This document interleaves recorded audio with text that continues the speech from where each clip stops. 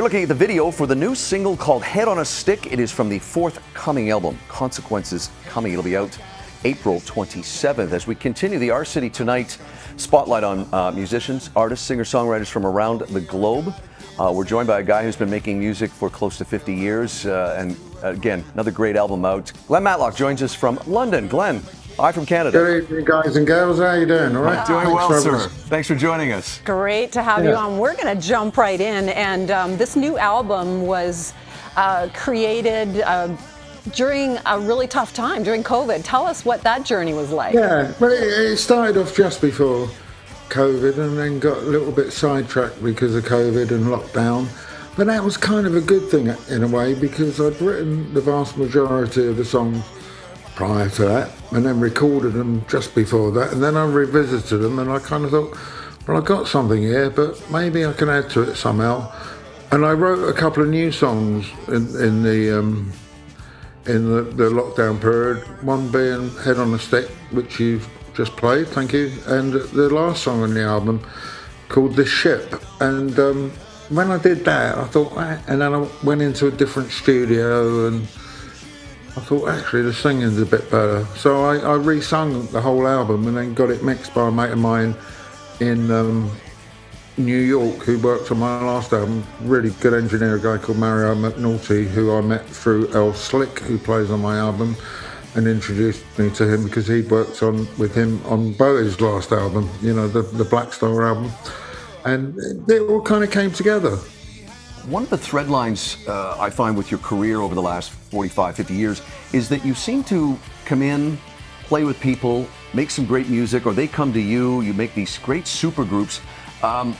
Mentioning some of the people like Ronnie Wood and Mitch Ure, and you play with Blondie. And Iggy Pop. Talk about how this thread line has played through, because you really have just been parts of great supergroups over the last 40 years. Well, okay, two things. I don't, although they're people of note, and I feel privileged that they kind of invite me to go and play with them, or if I invite them, they say yes and come. But they're kind of friends, you know. It's like Clam's a mate, El Slick's a mate, and musicians tend to muck in with each other. And for every record that comes out that's successful, there's thousands upon thousands of people in different combinations of things trying out ideas. They're having a go and normally doing it just for a laugh, and they've got nothing better to do. And some of them come out and they're a hit, and some of them don't, and they're just sort of in a cupboard somewhere on old cassette tapes and things. But, you know, musicians like to give it a go. In lockdown, there was, in England, I suppose in Canada and other places as well, you know, the medical staff were really hard pressed and at it, and a few people had ideas to do like charity records for them to try and raise some money, and I got involved with a few of those at home. But with people that I knew of but never really met. But one thing, Clem played drums on in LA, and I put some bass on over here, and El played on one in upstate New York in his little home studio, and then Marcello Detroit did something in San Francisco, and then Tony Hadley did something in London. None of us ever met, and it was kind of quite an interesting way of working.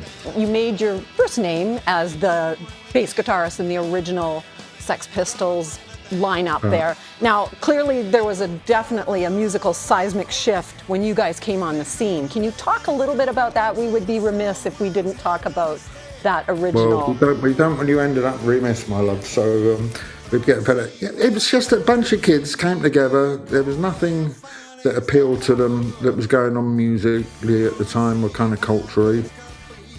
We had things going for ourselves, but not what we really wanted to do. We all met under the auspices of Malcolm McLaren, had a teddy bear shop down the King's Road with his girlfriend Vivian Westwood.